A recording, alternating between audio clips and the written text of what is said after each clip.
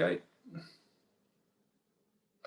Okay, so yeah, so my name's Luke Doherty, and what I'm going to do to start with, I'm just going to give you my sort of background and context and why and how I got into mindfulness. I didn't really choose this path in a way. It kind of, when I look back, it's kind of strange how it sort of came about.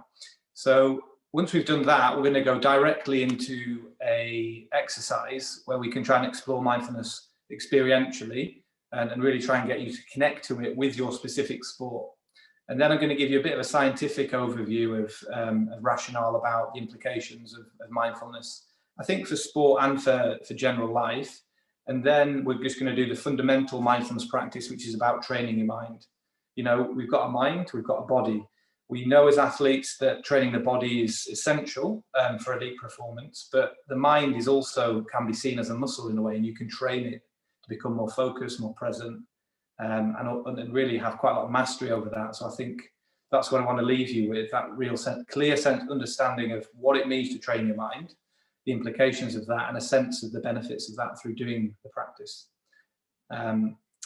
Okay, so a little bit about me. So yeah, my background started from 12 to about 20. Rugby was my main passion. I wanted to be a professional rugby player. And yeah, I put all of my energy and all of my drive into that, and played for England when I was 18. And that was kind of my youth. It was so dominated by sport. And in that period, I stopped playing rugby at about 20, and had a few of my friends that went on to play professionally. And I witnessed and saw a couple of my friends commit suicide, mainly because of the pressures. One individual particularly had a really bad injury and bottled up all the emotion around that, and was unable to come to terms with the loss of kind of the status and what he had and where he was going, and he didn't communicate around that. And at that time in my life, it just it got me thinking. It was always in the back of my mind, like you know, the connection between like the pressure that you can be put under when you're an elite athlete and you're really going for something, and the changes that can happen because you can get injuries. You know, you've got to go through transitions, lots of ups and downs. There's a lot of pressure, and it, you know, it's been mulling over in my mind for many years, like wanting to respond to that. So fast forwarding, after my rugby time, I went into law, did 2 degrees in law, found that really boring. Then I went into community work and started working with people with disabilities, young people with mental health issues, and then started managing mental health projects and supported living projects for young people to transition out of support into their own homes. And that's when I found meditation. And for me, it had a very visceral, direct, immediate impact on my life. I remember even going back into work the weekend after I'd started meditating, and my work colleagues were like, has something happened to you? You're just different. You seem calmer. You seem a bit kinder. You seem a bit nicer to be around. So I you know, all of that drive I had started to soften. So I had this capacity to be very driven, which I think a lot of athletes can really identify with. But then I had this tool which allowed me to experience calm very quickly and very immediately. And I thought there's something in this. So anyway, I then gave about 6 years of my life to living at the London Buddhist Centre, living there and training in a Buddhist context, and really trying to understand mindfulness and meditation more deeply.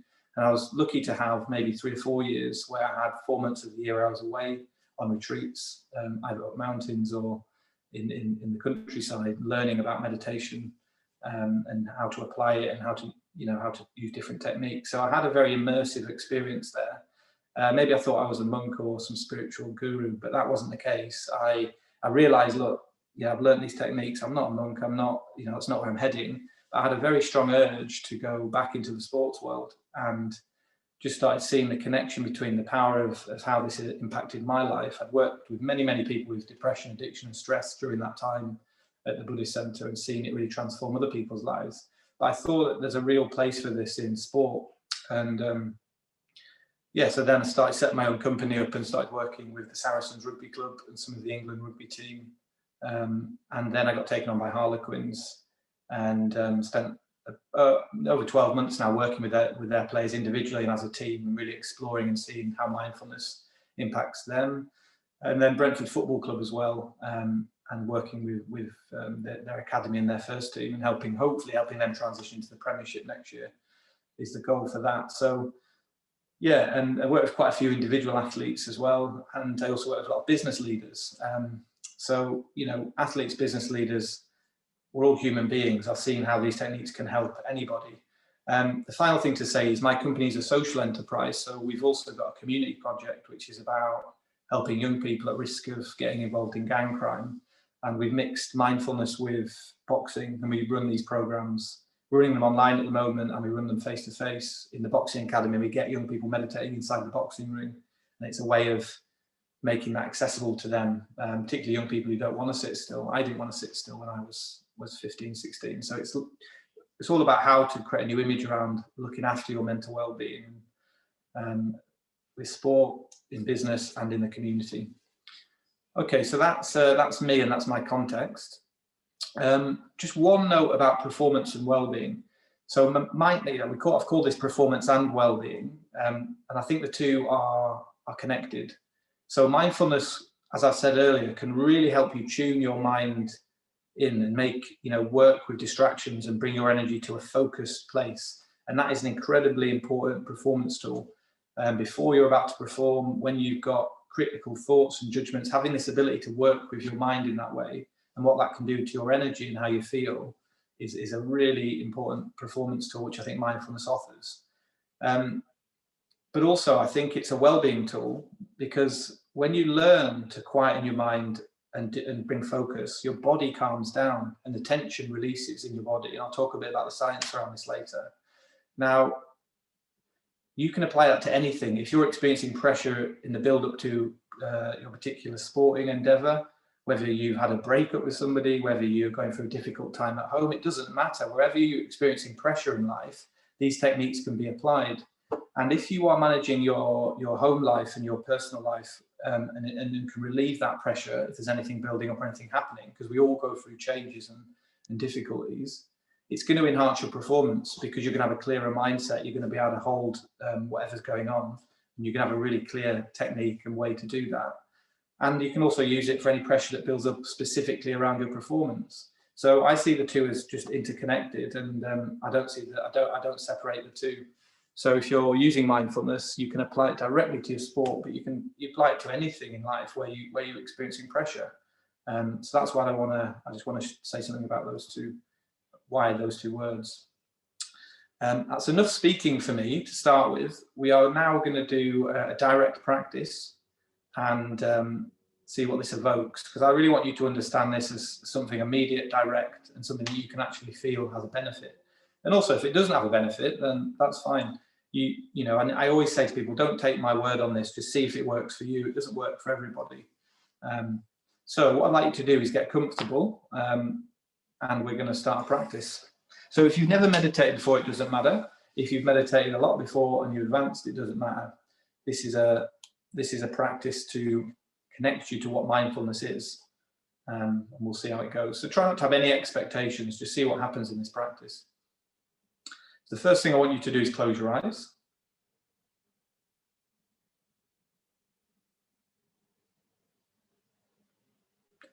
And as soon as you've closed your eyes,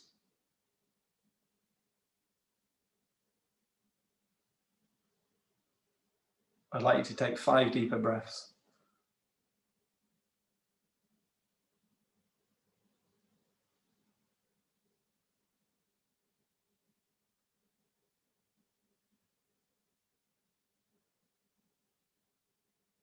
And breathing down into your stomach area.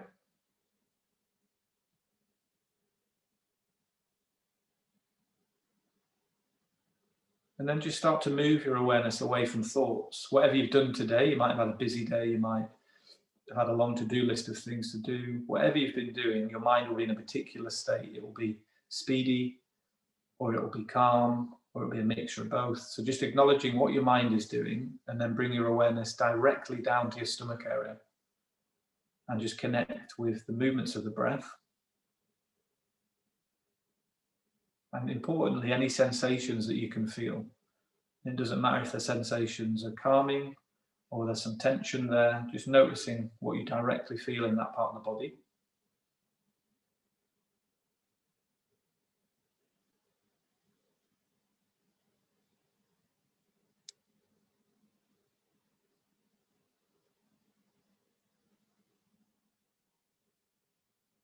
And then I'd like you to lift your awareness from the stomach area directly up to your chest area.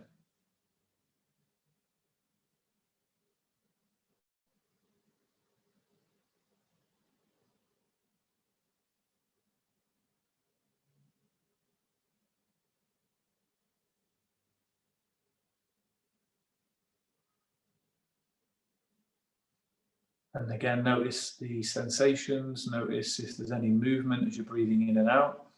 And just keep patiently coming away from thoughts and just connecting directly to the sensations in your chest area, central part of your body.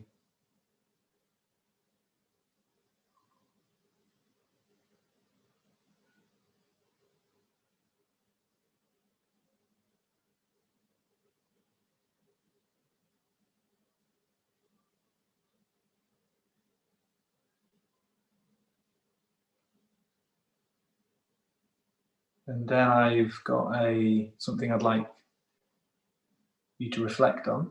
So staying in touch with your body, that's important through this reflection. And I'd just like you to bring to mind a moment where you were at your absolute best in whatever your sporting area is. A moment from the past, a memory,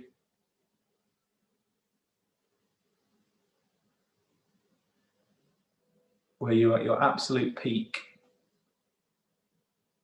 Who was with you? Who was around you? What were you doing? Does that evoke any feelings? Does it evoke any memories, any images?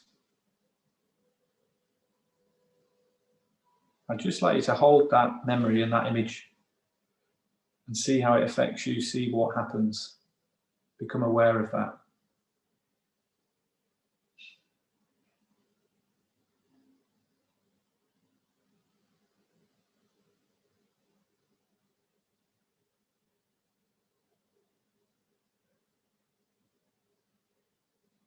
Maybe it's a series of images. It doesn't have to just be one.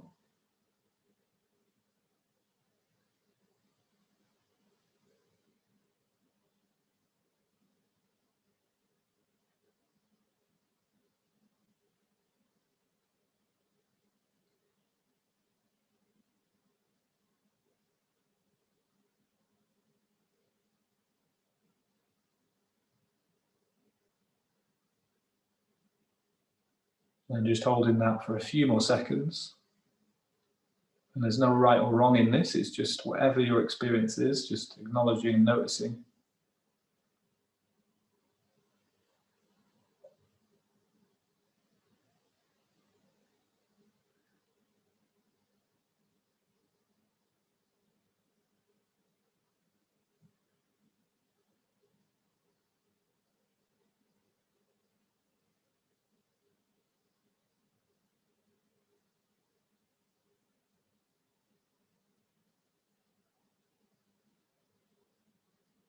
Last 5 seconds.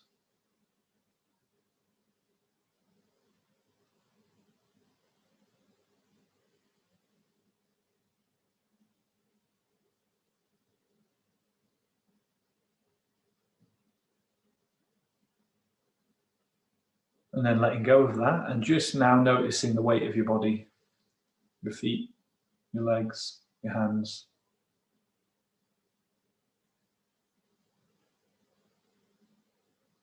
Your head, whatever you can feel.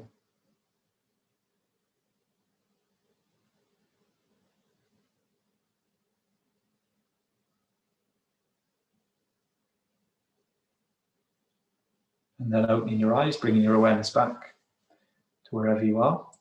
Yeah, and I'd just like to open out to anybody that wants to. What was that experience like? Could you describe that? What happened?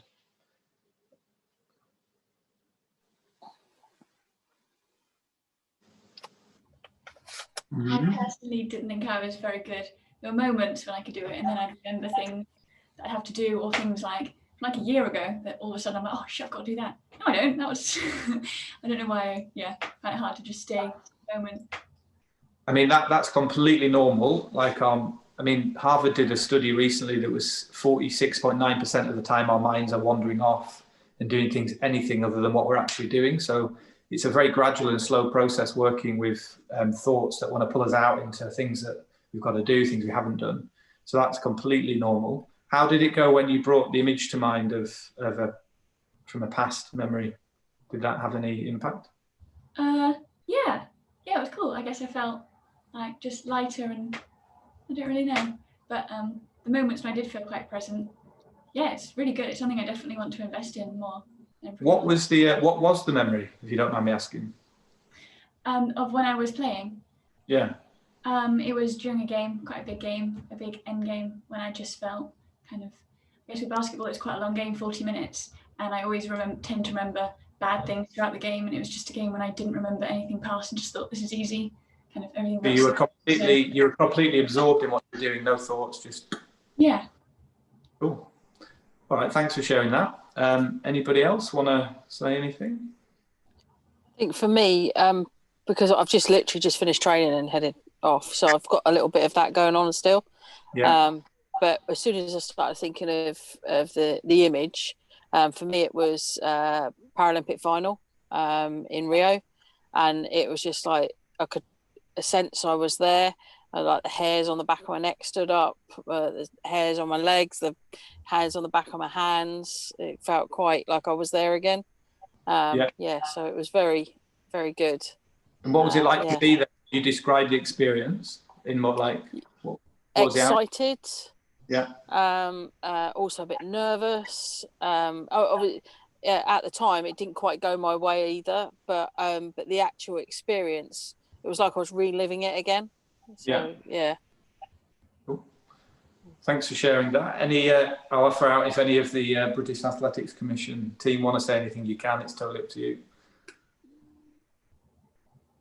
I just find that quite, I think as Amy said, quite hard to stay on focus. My mind is drifting off, but I know that comes with practice and trying to bring yourself back to that point, and not get cross when you do.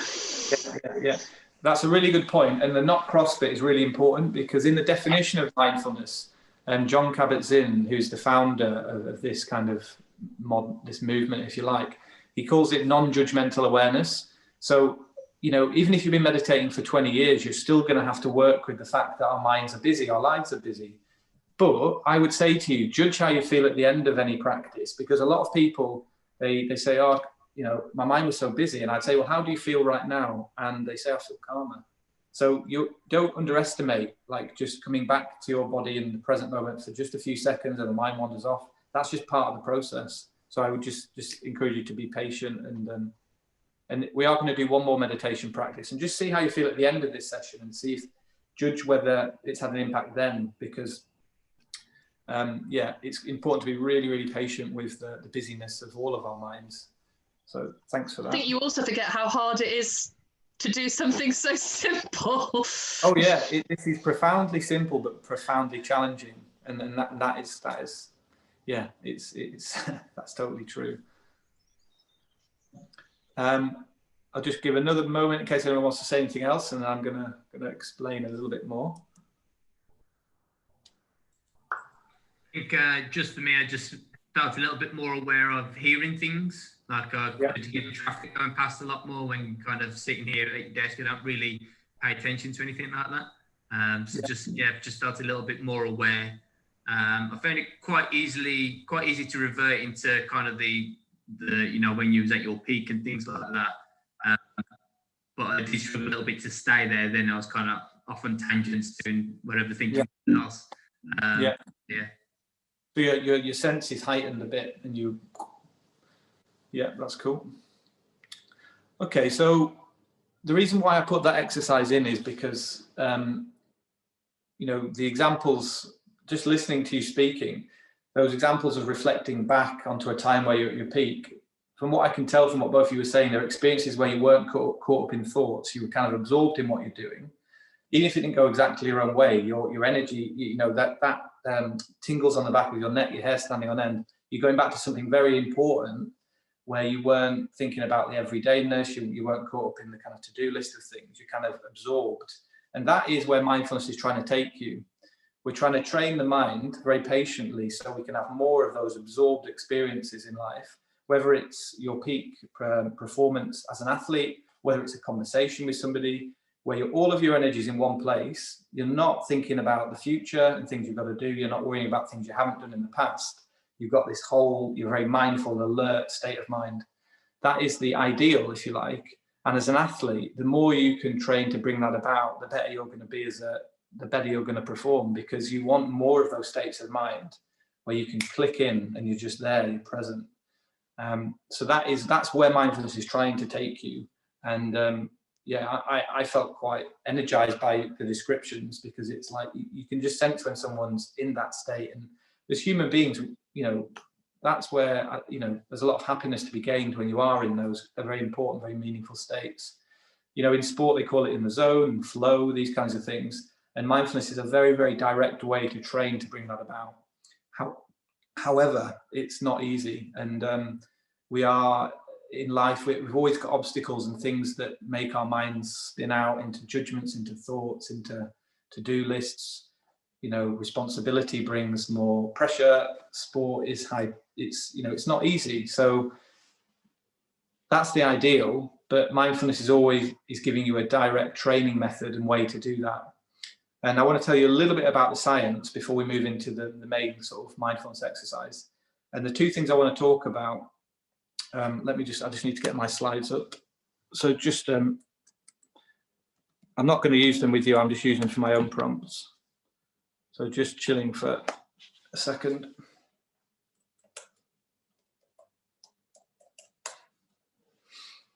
So I want to talk about negative brain growth and positive brain growth. And this is a really good way to understand the science of mindfulness.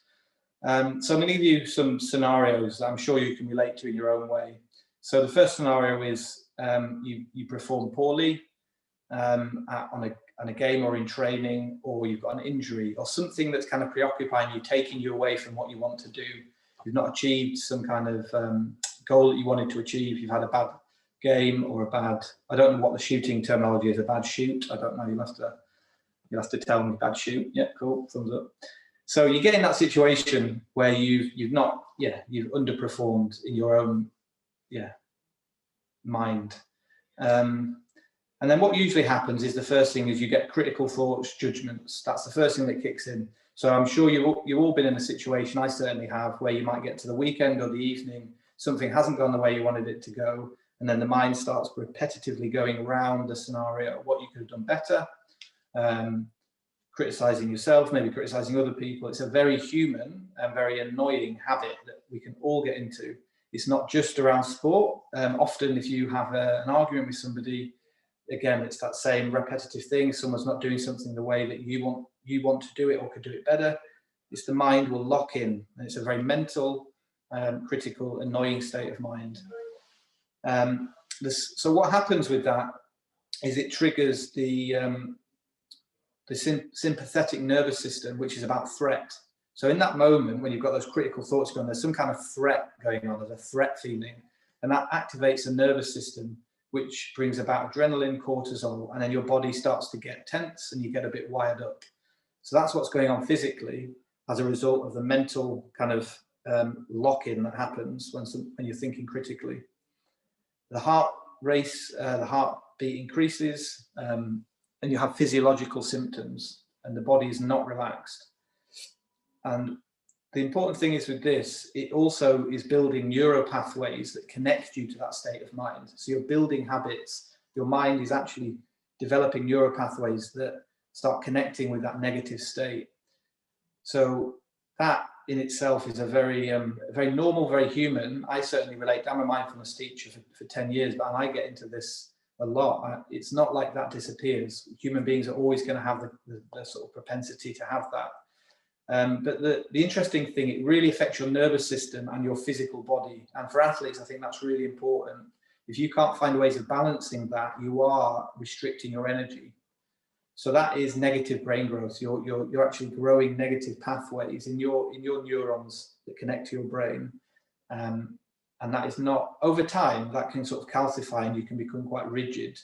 So that's just one thing I wanted to put out there, not to spook anybody, because we all get into this and it's part of being human.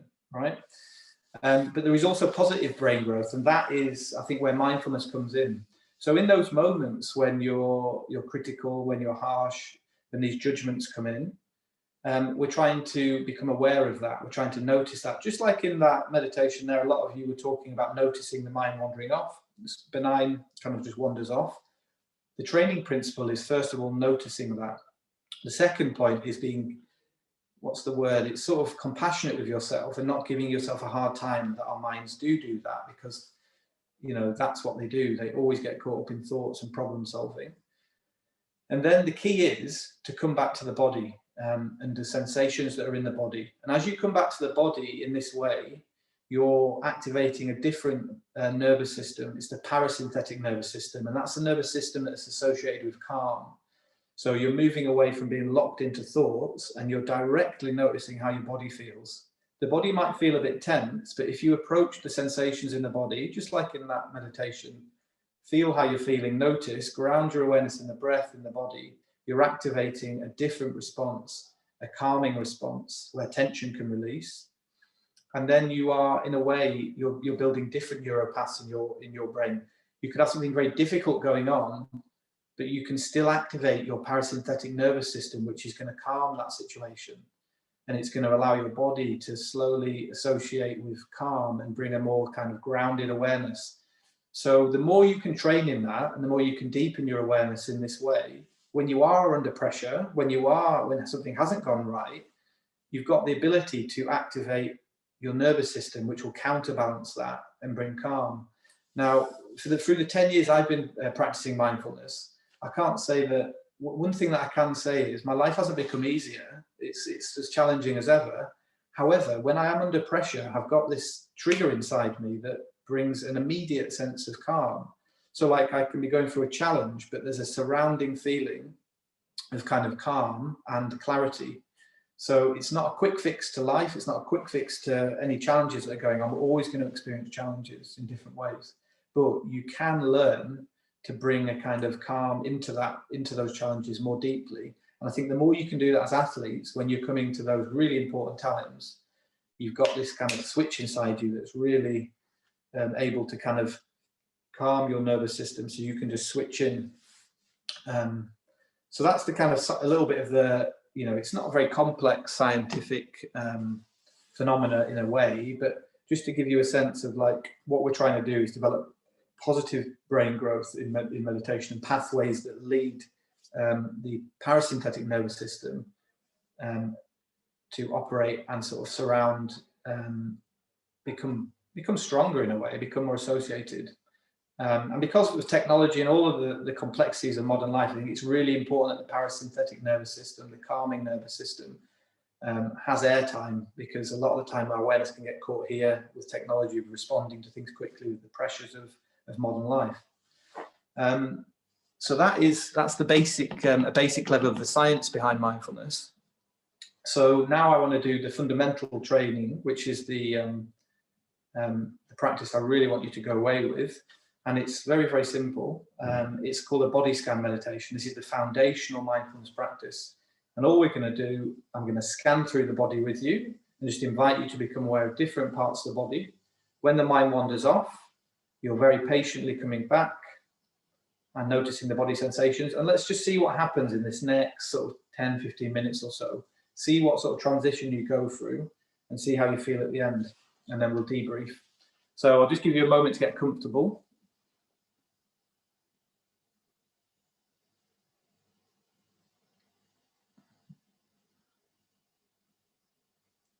Just embarrassingly, my fridge is just making a very loud noise, so I'm going to go and turn that off. So while I do that, you can maybe close your eyes and get ready.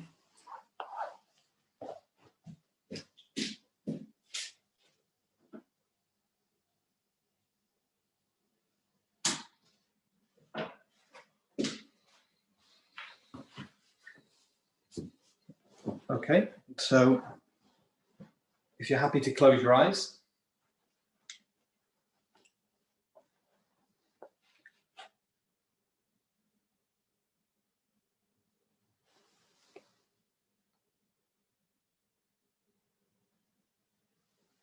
And then, just like earlier, just take a few deeper breaths, maybe 3 or 4 deeper breaths.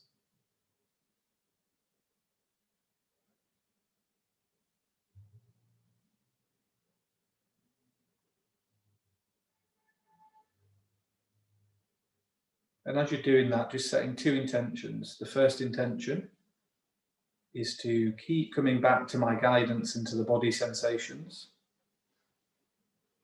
And the second intention is to be really patient, accepting of the fact that your mind will keep taking you away from those body sensations, and you've got to keep noticing that and coming back. That's the training.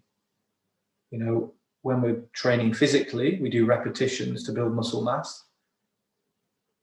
This is the mental repetition. It's noticing the mind wander off, not giving yourself a hard time, and then bringing your awareness back to the direct experience in the area of the body that I'm going to guide us through. And we're going to start by bringing our awareness right the way down to the feet. So we are not starting the stomach area this time. We're bringing our awareness right down. That's a really good place to bring your awareness if you've had a busy day, if your mind is speedy. And I just want you to notice your heels, your toes, the soles of your feet, and the resistance of your feet against the ground. And then when your mind wanders off, you just keep noticing and bringing your awareness back down. And we're going to explore that for about 1.5 minutes. So just giving you a few moments to do that.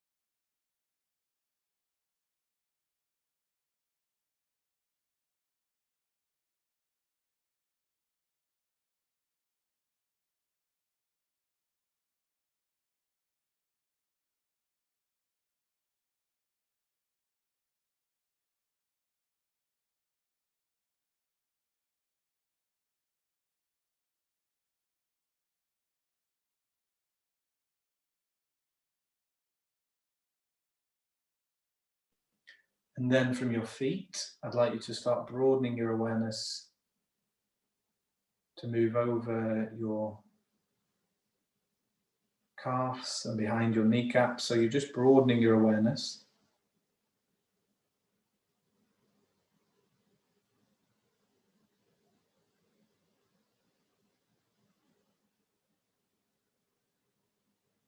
And as you move through the different parts of the body, you're just noticing the changes of the sensations. Some parts of the body you probably won't feel very much. Some parts will be more easy to connect with.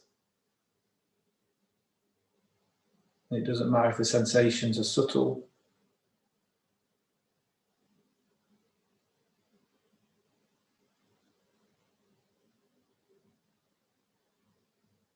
And then from behind the kneecap, broadening out, becoming aware of the backs of your legs.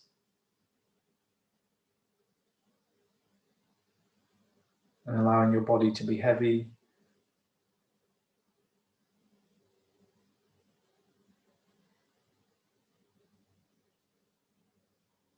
And patiently noticing if your mind starts wandering off, and the training and the repetition is to come back.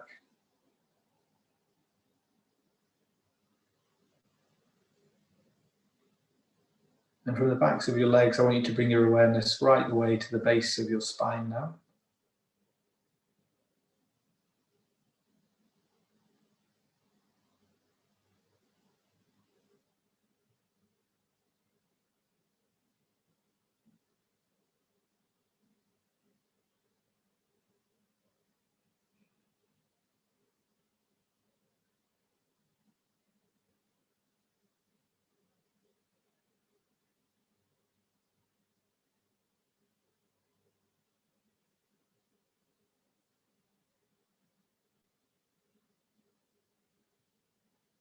And then all the way through to your stomach area. So just like at the start of this meditation, I asked you to bring your awareness to the stomach area.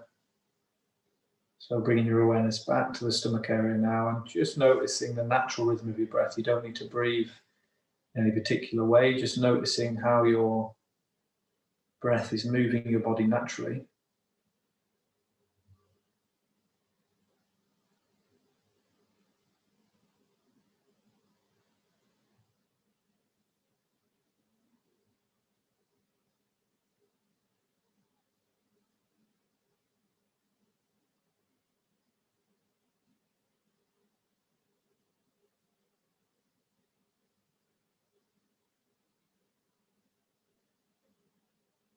And then noticing what the quality of the sensations are like.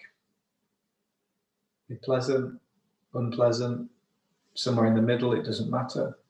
You're just noticing whatever your direct experience is in that part of the body.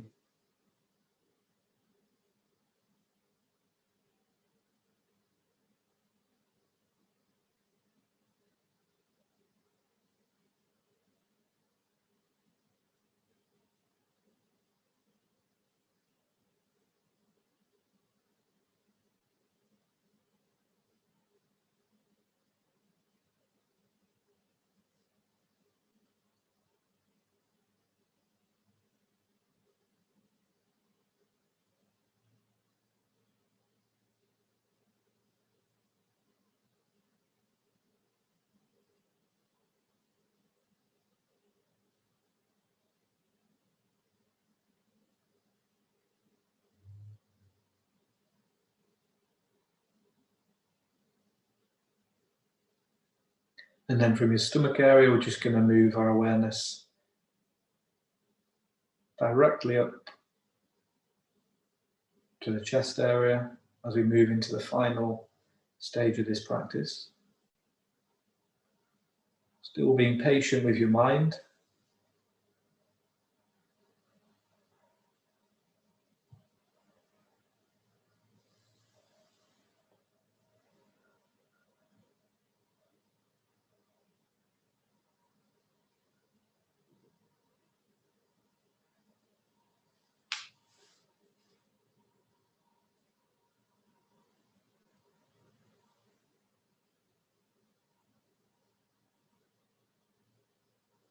And then finally to the shoulders. And the shoulders can be quite a tense part of the body. So as I become aware of my shoulders, they just start to drop down a little bit. So just noticing the weight of your shoulders.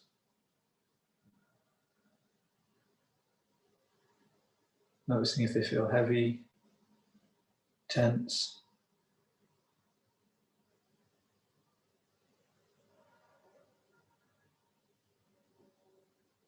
And allowing them to drop down.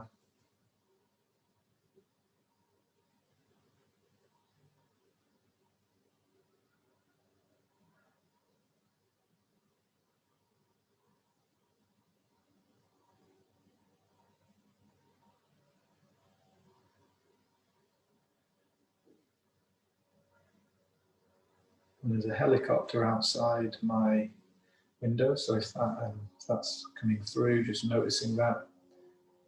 And then bringing your awareness back to the shoulders just for a few more seconds.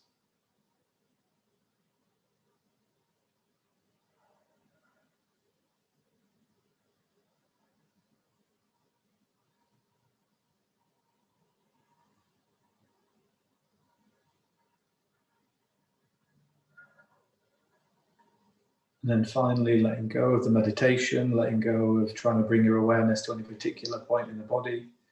For this next 30 seconds, just completely resting. No effort.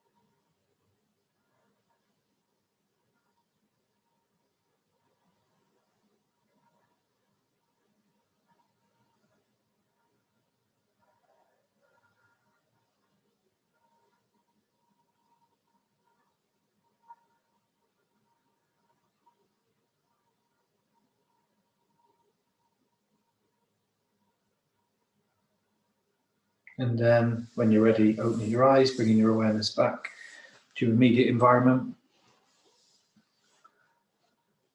And that was round 2 of the meditation experience. So yeah, just open up to any, see how people found that, how people were feeling.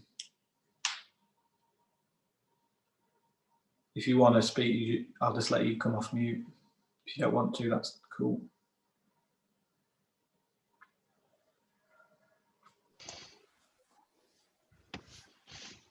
I found it very interesting. Yeah, but especially in a busy car park, because you've got a lot of people around you for probably thinking, what am I doing? But you know, but yeah, it was once you get back into the zone with it all, it's yeah, the scanning part of it. I use that a lot anyway when I shoot, but normally I pre-scan before I actually take a shot. So yeah. So it's only, we normally scan for a couple of minutes just to make sure that I'm sat right, that all that before I actually lift the gun. So yeah. But so that doing it over a longer period of time is how I was taught. So taking it back to what I was taught originally. Oh, that sounds good. And quite an unusual place to meditate as well, in a car park. Yeah, it's quite busy as well on the M4. Very good. Yeah. And did you feel that you could work with your mind in the way that I was describing, noticing it wander and trying to come back? Yeah. Like I said, a bit tricky, but yeah, definitely. Cool. Okay. Thank you very much.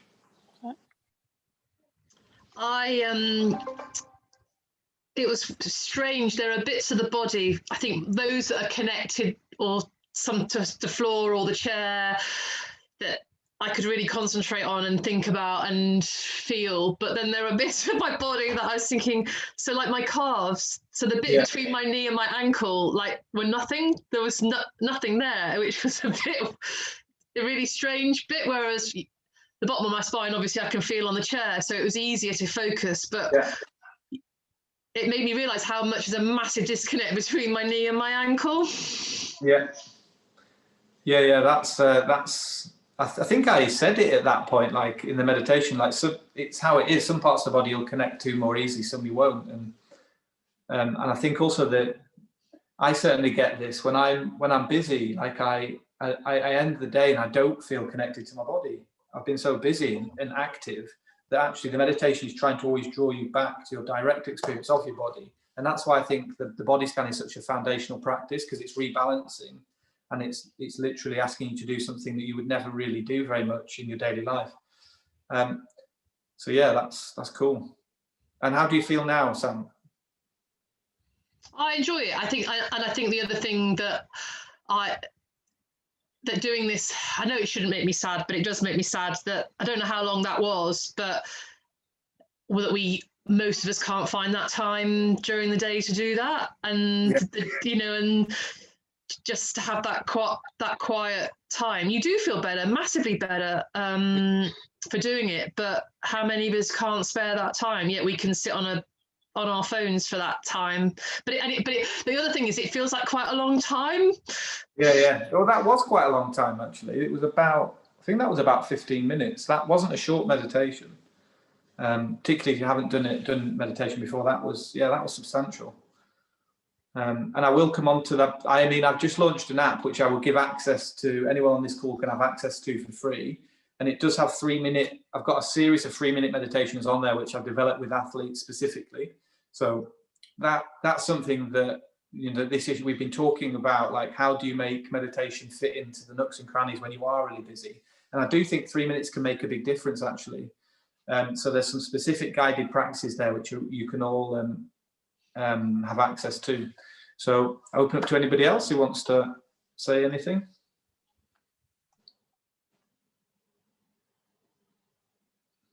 Can I just add something? One of the things you said about being disconnected, one of the things that I do find a struggle, obviously I'm an amputee, so I've learned to do body scanning with as an amputee. So I've done it before as well, when I've done meditation before I lost my leg, and it is so weird when you're when you're concentrating on that one thing, because naturally you think of both feet. Yeah, And then you're like that, I can't actually feel that. But then you've got to take yourself back, actually, it's because it's not there. But sometimes it's still there. It's really weird. But so what was that? Yeah, that's very interesting. What was that like? I mean, it's the calf one. Right, because I've got a little bit of calf, but not much. And yeah, it sort of bunches up. It's like your body's saying, well, it should be here. And I have to sort of try and relax myself even more. So as someone that it's crazy, really, but it's something that I learned through doing mindfulness as an amputee when I first had my leg off. So yeah, but it's just something just to add in. Yeah, no, I really appreciate that. Thank you. Rain, can I ask, so for me, some of that was visualizing the bits of the body that Luke was focused. So how does that affect you? Do you visualize both calves and legs or not? Yeah, well, it's weird, but I done some sort of like very, very early on, about 9 years ago. I had my leg off 10 years ago. 9 years ago, I'd done something called mirror therapy. So Luke probably knows what this is. Basically, you put a mirror between your legs, and you're looking at I'm a left leg amputee, so I'm looking through the mirror and I'm doing all the movements with my right leg, but it looks like my left leg's moving as well. So even now, I've trained my brain enough to be able to, if I relax and I lift my right leg up, it feels like I'm moving both. It's weird as anything, but it works. Yeah. Mirror box therapy, it's called. But yeah, it's worth watching. Some of the YouTube stuff on it. Yeah. Sorry. Amy, do you want to share anything? Or? Yeah, I'm an amputee as well, so that was really interesting hearing how you did it, and the mirror box therapy sounds good. I might look into that. I think I've heard it's good for phantom pains. I don't know. Yes, yeah, it is very good for it. Yeah, sometimes I think when I try and visualize where my leg was doing this, then I suddenly get phantom pains, which kind of ruins it a bit. Yeah. But it's worth having a go. Yeah, thank you. Yeah, that's all right. Sorry, we just sort of hijacked it. No problem. I'm doing a breakout room. Ditch these guys. No, I found this one easier than the body scan. The body scan one. One thing though, at one point I felt like I was going to fall asleep, and I don't know if that's gone too far, because obviously then you're not really aware, because I'm just kind of, I don't know if I actually drop off at one point. But it's very common. I mean, now that I do a lot of over Zoom, usually when I'm in person, I usually have to wake someone up at least every session. Obviously, I can't do that because I don't know you're on mute. So I used to, with Harlequins, I used to walk around with a stick and just whack them when they fell asleep. But yeah, so you can use meditation to help you get to sleep, because it does calm, that brings the parasympathetic nervous system and brings calm. So people do use it directly for that. If you are going to use it to help you sleep, I recommend actually using it at about 4 or 5 hours before you go to sleep, because that regulates your emotions a bit, and then it doesn't put the pressure on having this technique to get you to sleep. So that's just a bit about the sleep science behind how to use mindfulness. But it's sometimes it just makes you go to sleep because it's a relaxing thing. But there's a little space just before you go to sleep that's where your mind is quiet, where you're not asleep. That's the state where it's deeply relaxing, but you're still awake. That's kind of what you're looking for. But it's not the end of the world if you fall asleep. I can't marshal that on this call. No snore. I can't hear snoring, basically. I'll just open up if anyone else wants to say anything. Nothing really too much further to add from me. I guess mine was a little bit similar to Sam in the sense of kind of almost feeling like, with it being a longer period that time, almost feeling at times like I could be using this time to do something, if you know what I mean. Yeah. Stealing this time. Though you come out of it kind of feeling very quite settled and relaxed, I still couldn't. It was like something constantly nagging, like, right, I've got an email, then I've got this to do, and I couldn't break away from that throughout, particularly towards the end. Yeah, I can really relate to that. And it's a sort of sitting and taking time out like this. It can bring up like, it's not productive in the sense of it's not moving your to-do list on. It's not an active, productive thing. And I think that does bring up like tension of like, come on, like do. But I think again, that's a good thing to work with, because just noticing how that feels. And then when I get that very strongly sometimes. And I just notice, and if I just notice the tension, sometimes it softens. And so that's quite a good working area, I think, which would apply to all of us, because we live busy lives, and it's really counterintuitive to stop and not be active in that way. So I'd encourage that as a takeaway thing. If you do, I will send over my app links, so you can, hopefully that can get circulated. And my challenge to you would be, see if you could just do one of the 3-minute meditations a day at a point where you're busy. Just try one of the 3 minutes. There's 10-minute options as well. But yes, give it a go if you want to. Yeah, thanks for engaging. It's been, I appreciate your kind of willingness to share your experience, and I found that interesting. And yeah, hopefully you're a bit calmer and something more about mindfulness. I appreciate that, Luke. Thank you very, very much. I'll kind of open up the opportunity in case Lorraine or Amy or Sam or Hannah wants to ask any questions. But absolutely, I can share any of the details regarding the app and signing up and that kind of stuff as well. So no problem on that one. Cool. Yeah, thank you very much, Luke. It's very interesting. Thank Brings you. me back to it. Yeah, thank you so much. That was really good. Cool. Luke, I've just got one question, and I'm obviously really keen to see the app, but I don't know what your recommendations are for other places we can go for sort of guided practice. I mean, I use car. I try and do. My mindfulness has just been disrupted by my 12-year-old who's self-isolating at home. But I just wondered. I mentioned calm, and I've been trying to be very disciplined and fit a 10-minute of that in every day, which I find quite challenging. But where else would you recommend that we might look for other places for sort of guided sessions? I mean, I'm going to be honest. I'll only recommend my own because I'm going to recommend the Mind Pro app, which I'll give to Christian. Yeah, look, you can type. I think Calm is good. Headspace, they're the two leading apps. So you can't go wrong with any of those. I think the biggest challenge is just the time and the discipline. I think you could use any of those apps and get the benefit. And I think it's really just trying to lock in the 3 or 10 minutes.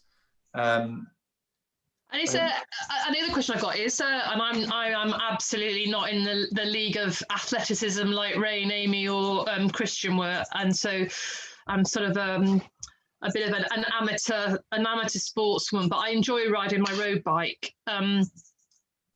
And I find going up, if I'm climbing a mountain on my road bike, that's my mindful space. But it's only kind of self-explored, etc. But is there anywhere that sort of talks about that mindfulness, but when you're really active?